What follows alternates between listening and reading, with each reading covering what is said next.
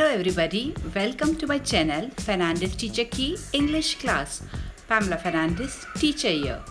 Friends, आज से मैं आपको स्पोकन इंग्लिश सिखाने वाली हूँ। आप में से कई लोग एजुकेटेड हैं, फिर भी आप इंग्लिश नहीं बोल पाते हैं।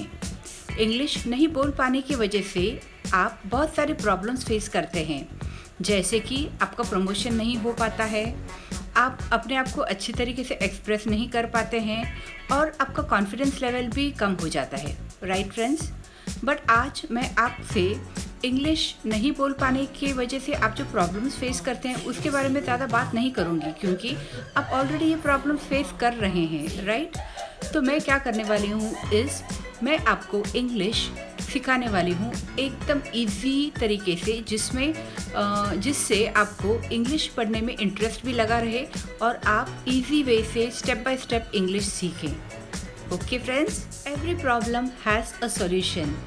इसी तरह आपके इंग्लिश रिलेटेड प्रॉब्लम्स का भी सॉल्यूशन है और ये सॉल्यूशन आपके सामने है।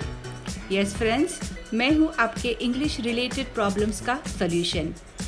अब मैं अपने आप के बारे में ऐसा क्यों बोल रही हूँ, इसके पीछे भी एक रीज़न है।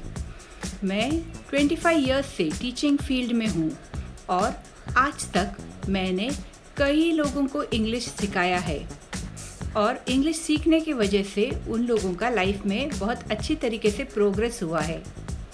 So I am going to teach you English in a very systematic manner. बहुत अच्छे से स्टेप बाय स्टेप मैं आपको सिखाने वाली हूँ। और इसके अलावा मैंने अपने डिस्क्रिप्शन बॉक्स में मेरे टेलीग्राम चैनल का लिंक दिया है, तो आप वो टेलीग्राम चैनल ज्वाइन कीजिए, बिकॉज हम इंग्लिश दो तरीके से पढ़ेंगे। आप मेरे वीडियोस देख के तो सीखेंगे ही, no doubt about that, but other than that मेरा जो टेलीग्राम चैनल है उसे आप ज्वाइन करेंगे तो वहाँ पे आप जैसे ही बहुत सारे अलग स्टूडेंट्स आपको मिलेंगे। तो फिर हम क्या करेंगे, हम ग्रुप्स बना के चैट करेंगे ताकि प्रैक्टिकली आपको इंग्लिश बोलने में हेल्प हो। ओके, तो फ्रेंड्स, अभी आप एकदम पक्का डिसाइड कर लीजिए कि आप इंग्लिश सीखेंगे ही सीखेंगे। आज तक आपने इंग्लिश नहीं सीखा, इसका बहुत सारा रीजंस होगा। पहली बात, आपको कोई अच्छा पढ़ाने वाला नहीं मिला होगा, तो अब मैं आपको बहुत अच्छे से और सिस्टमैटिक वे में पढ़ाने वाली हूँ। सेकंड, आपको टाइम नहीं मिला होगा, but friends, this is a YouTube channel. आप दिन के कोई भी टाइम पे अपने कन्वीनियंस के हिसाब से मेरा वीडियो देख सकते हैं और सीख सकते हैं।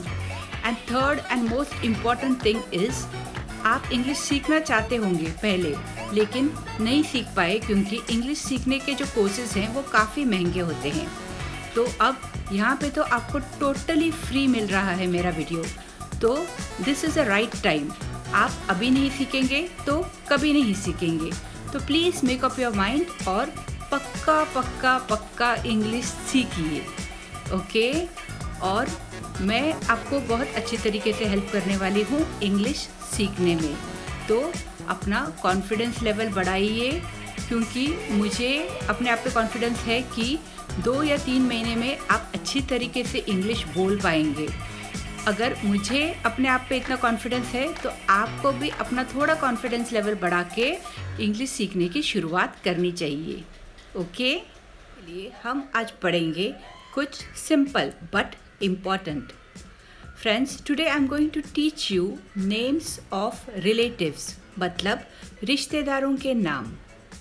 इंग्लिश में रिश्तेदारों को रिलेटिव्स कहते हैं।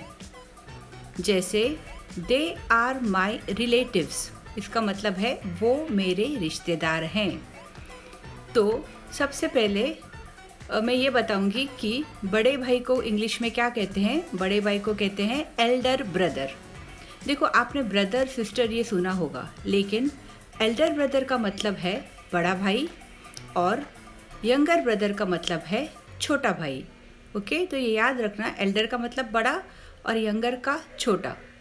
ओके, सेम बहन के लिए भी वही है।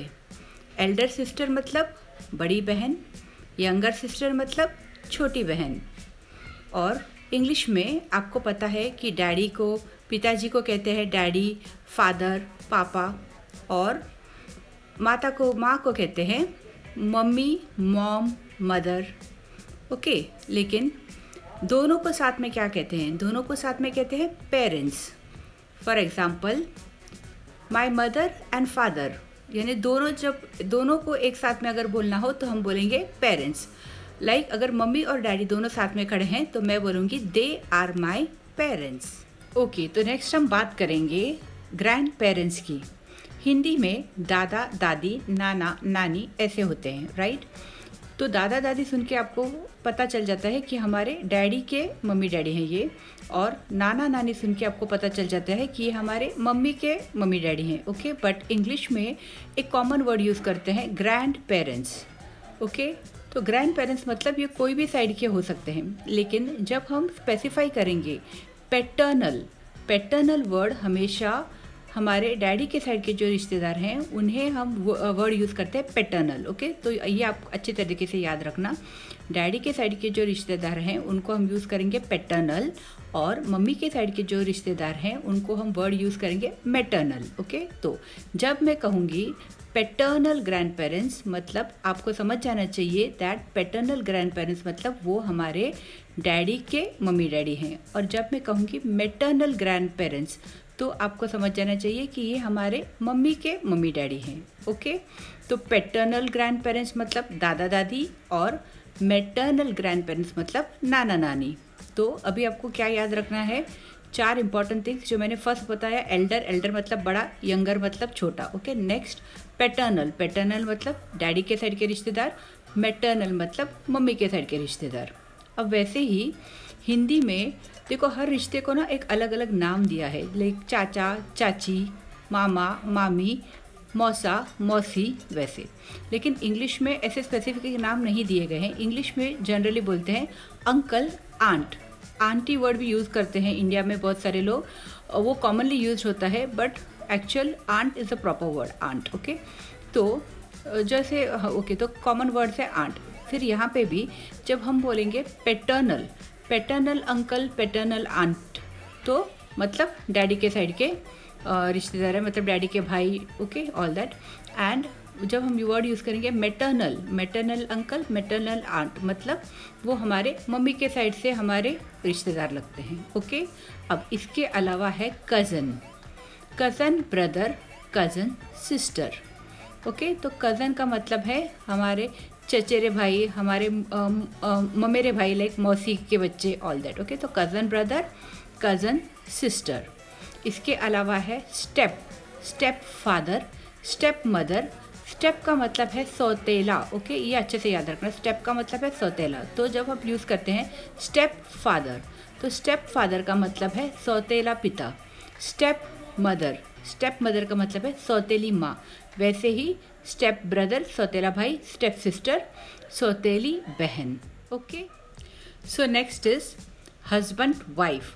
हस्बैंड मतलब पति, वाइफ मतलब पत्नी। ओके, अब एक्स हस्बैंड एक्स वाइफ, इसका मतलब क्या है? एक्स हस्बैंड का मतलब है कि वो पहले पति थे लेकिन अब मेरे पति नहीं है, मतलब जब डिवोर्स हो जाता है एक कपल के बीच में तब एक्स वर्ड यूज़ करते हैं। ओके, और अगर जब कोई गुजर जाता है तब एक्स वर्ड यूज़ नहीं करते, तब डिसीज्ड वर्ड यूज़ करते हैं। ओके, तो अगर आपको किसी ने कहा that he is my ex husband, का मतलब पहले उनकी शादी हुई फिर उनका डिवोर्स हुआ, तो पहले वो हस्बैंड थे लेकिन अभी हस्बैंड नहीं है। ओके, तो उसका मतलब वो है। और अगर डिसीज्ड हस्बैंड, डिसीज्ड वाइफ का मतलब वो लोग अब इस दुनिया में नहीं है। Okay, then other word is widow and widower. अब विडो का मतलब है वो लेडी जिसके हस्बैंड गुजर चुके हैं, जैसे हिंदी में विधवा वर्ड है ऐसे ही इंग्लिश में विडो।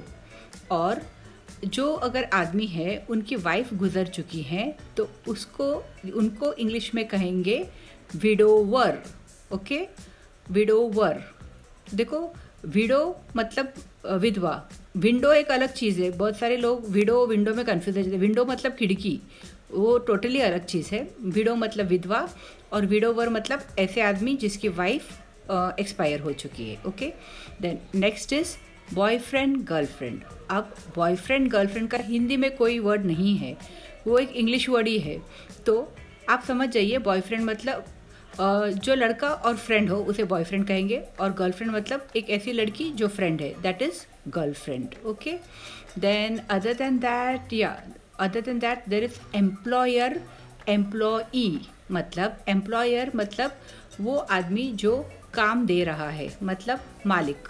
ओके, और एम्प्लॉई मतलब जो इंसान नौकरी कर रहा है. ओके, जैसे आप हैं, आपका एक ऑफिस है और अगर मैं आपके यहाँ पे जॉब कर रही हूँ तो आप हो गए मेरे एम्प्लॉयर और मैं हो गई आपकी एम्प्लॉई.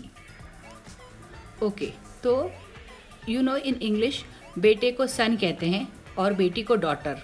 तो हम अपने बहू को क्या कहते हैं? बहू को कहते हैं डॉटर इन लॉ, और हमारे दामाद को कहते हैं son in law. Okay, LAW law. हाँ, क्योंकि बहुत सारे जन है ना लिखने के टाइम LOW ऐसे लिखते हैं, तो no, it's daughter in law, son in law. Okay, और पोता पोती को हम क्या कहेंगे? Grandchildren. अगर लड़का होगा तो ग्रैंड सन और लड़की होगी तो ग्रैंड डॉटर.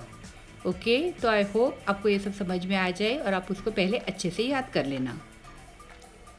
और एक इम्पॉर्टेंट रिश्ता जो मैं आपको बोलना भूल गई, that is father in law यानी ससुर, मदर इन लॉ मतलब सास. ओके, फादर इन लॉ ससुर, मदर इन लॉ सास. और टेनेंट एंड लैंडलॉर्ड.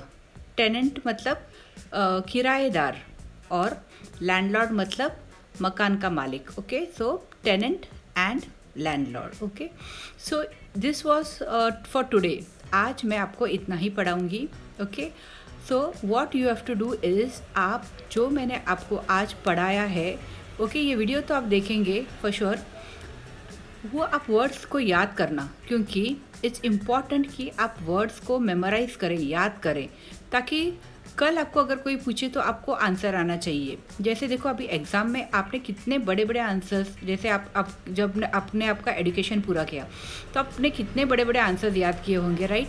तो ये मैंने आपको क्या दिया है, सिर्फ कुछ छोटे छोटे वर्ड्स. तो उसको, इन वर्ड्स को आप अच्छे से याद कीजिए. आप चाहिए तो आपका माइंड टेस्ट भी ले सकते हैं कि आप सोच सकते हैं आपके माइंड में कि ओके, इंग्लिश में ससुर को क्या बोलते हैं? Okay, father in law. सास को क्या बोलते हैं? Mother in law. ऐसे आप अपना माइंड में रिवीजन कीजिए. एंड नेक्स्ट क्लास में मैं आपको सिखाऊंगी how to introduce yourself, क्योंकि जब आप किसी को मिलते हैं सबसे पहले आपको इंट्रोड्यूस करना पड़ता है. So I will teach you how to introduce yourself in easy and simple steps. But जैसे मैंने बोला, it's important to learn and memorise the things which I teach. मतलब जो मैंने आपको आज पढ़ाया है उसको अच्छे से याद रखना. ऐसे नहीं होना चाहिए कि आप आगे पढ़ते जा रहे हैं और पिछला जो आपने पढ़ा है वो आप भूल गए. तो ये नहीं होता है. अगर आप अच्छे से उसको याद करेंगे, बार बार वो वर्ड्स को रिवाइज करेंगे, अगर हो सके तो आपके लैंग्वेज में यूज़ कर सकते हैं. जब आप किसी से बात करते हैं, अभी शुरू में तो आपका पास इतना कॉन्फिडेंस नहीं है, ना तो मैंने आपको इतना सिखाया है कि आप बड़े बड़े सेंटेंसेस इंग्लिश में बोल दो. तो कम से कम आप जब हिंदी में वो सेंटेंसेस बोल रहे हैं ना, वो इंग्लिश का वर्ड यूज़ कर देना. ओके, जैसे आपका बेटा, आपका सन, ऐसे आप बात करेंगे तो ऑटोमेटिकली वर्ड्स बोलने से आपको कॉन्फिडेंस आ जाएगा और बाद में वो कॉन्फिडेंस आपको सेंटेंसेस बोलने में भी आपको यूज़फुल होगा. Okay, and other than that I have given you my Telegram channel link.